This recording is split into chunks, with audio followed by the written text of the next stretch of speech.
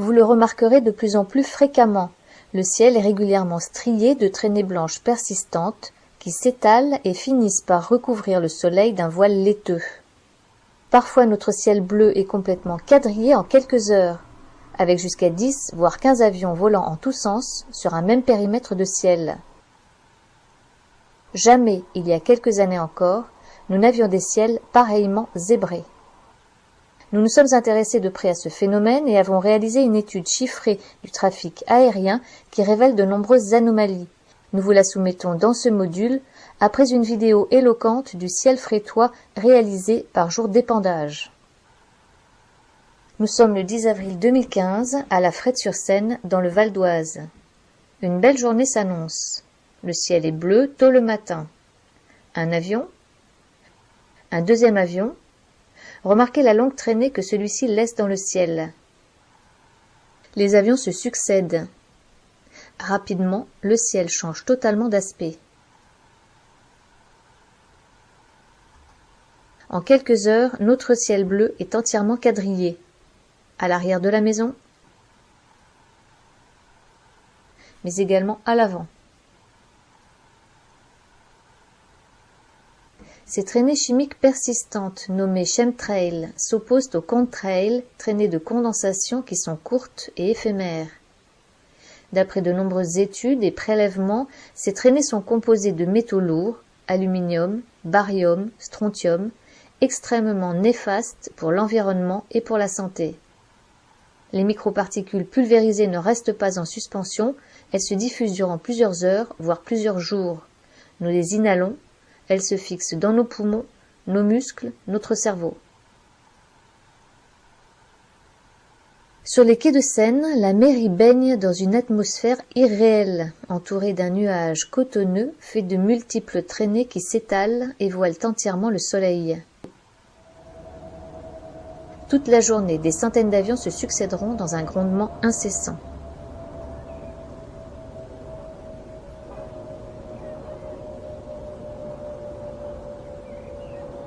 Notre ciel bleu de ce matin n'est plus qu'un immonde magma de smog blanchâtre. En accélérant l'image, on voit le quadrillage se déplacer. Dans quel état peut bien être notre atmosphère ?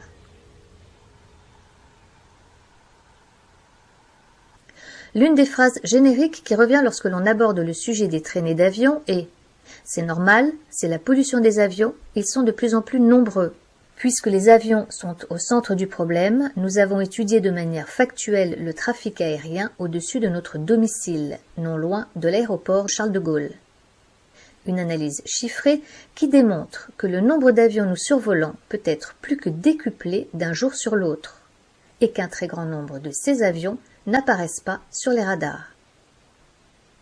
Pour ce qui est tout d'abord de l'augmentation du trafic aérien, selon le rapport officiel des aéroports de Paris, si le nombre de passagers est en constante augmentation, 73 millions en 2000, 95 millions en 2015, le nombre de vols a quant à lui diminué. En 2000, on compte sur l'aéroport Charles de Gaulle 1393 vols par jour contre 1286 en 2015. Les avions accueillent davantage de passagers, en moyenne 95 par avion en 2000, 140 en 2015. Effectuons à présent un comparatif entre deux journées de trafic aérien. Vendredi 25 décembre 2015, de 10h à 17h. Toute la journée a été pluvieuse avec un ciel maussade. Tous les avions répertoriés sont bien passés à proximité de chez nous. Tous ont été audibles et tous apparaissaient bien sur le site de Flight Radar 24. Flight Radar est un site répertoriant la quasi-totalité des vols à travers la planète. Vous pouvez les voir en temps réel, connaître leur destination, connaître leur heure de départ, rendre leur trajectoire apparente. Combien d'avions vont passer au-dessus de notre tête en 7 heures? L'intensité du trafic varie en fonction du sens de la circulation aérienne décidée pour la journée et qui change régulièrement. Il faut environ 4 à 5 minutes à un avion qui a décollé de l'aéroport Charles de Gaulle pour arriver au-dessus de la Frette-sur-Seine. Un total de 40 avions constatés en 7 heures de temps. Aucun de ces avions n'a émis de traînée dans le ciel. une moyenne de 5,7 avions par heure. Nombre moyen d'avions par minute, 0,1. Le lendemain, samedi 26 décembre, de 9h à 10h, le sens de la circulation est le même, mais le trafic n'a plus rien à voir. Une journée ensoleillée, un ciel bleu, mais un quadrillage de traînées blanchâtres a déjà commencé. 71 avions passaient dans notre ciel en 1 heure seulement. Un relevé effectué uniquement à l'arrière de la maison. Sur les 71 avions constatés, 95,8% des avions n'apparaissaient pas sur Flight Radar et 72% laissaient échapper de longues traînées. Seulement un peu plus de 4% des avions apparaissaient sur Flight Radar. Ces 4,23% représentent en fait 3 avions apparaissant tous les 3 sur le site de Flight Radar. Le Paris-New York de 9h39, le Paris-Londres de 9h43 et le Paris-Rennes de 9h55. Au total donc, entre 9h et 10h, ce sont 1,18 avions par minute qui ont survolé notre domicile. Même journée de 14h à 15h. C'est 145 avions qui sont passés en 1 heure au-dessus de notre tête. Des avions ont quadrillé toute la matinée et de 14 à 15 heures, c'est 116 avions qui laissaient des traînées dans le ciel, soit 80% du trafic. 16 avions seulement ne laissaient pas de traînées, soit 11%. De 14 à 15 heures, 91% du trafic n'apparaissait pas sur les radars. 13 avions seulement apparaissaient sur les radars, soit 9% du trafic. 2,42 avions par minute, alors que l'on ne compte que 1,2 mouvements d'avions par minute sur l'aéroport Charles de Gaulle selon les données officielles. 145 avions par heure, alors que l'on ne compte que 71 mouvements d'avions par heure sur l'aéroport Charles de Gaulle selon les données officielles. D'où viennent tous ces avions? Pourquoi les avions répertoriés ne lâchent-ils pas de traînées? Autant de questions qui restent sans réponse. Et que dire de ces drôles de trajectoires captées sur Flight Radar? Des avions qui font des allers-retours sans se poser, d'autres en région parisienne qui font de multiples passages au-dessus d'une même zone. N'est-ce pas étrange? Qu'est-ce que cela signifie? Enfin, 2 photos satellites montrant des zones d'épandage ciblées, dont une au-dessus de la Bretagne. Voici le ciel bleu qui devrait être le nôtre lorsque le temps est dégagé. Le 19 avril 2015, nous n'avons compté aucune traînée dans le ciel du matin jusqu'au soir. Quelques jours plus tôt, le 10 avril, à conditions météo identiques, le ciel et l'atmosphère avaient, nous l'avons vu, une toute autre allure. Pour conclure ce module, quelques tristes photos de notre beau maquis corse. Le 15 juillet 2015, le ciel habituellement toujours bleu a été pulvérisé toute la journée et une partie de la nuit.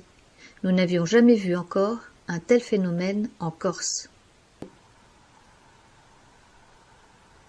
Ces opérations d'épandage ne sont pas récentes, elles ont débuté dans les années 90 à 2000. En revanche, elles sont de plus en plus fréquentes et généralisées, de jour comme de nuit. J'ai eu l'occasion de photographier des ciels quadrillés un peu partout en France, mais également à l'étranger. Ici à Osgore, dans les Landes, là à Lausanne, au-dessus du lac Léman, régulièrement pulvérisé. La question a été abordée au Parlement européen, à l'ONU dès 2007 et posée à l'Assemblée nationale en 2013 par un député français.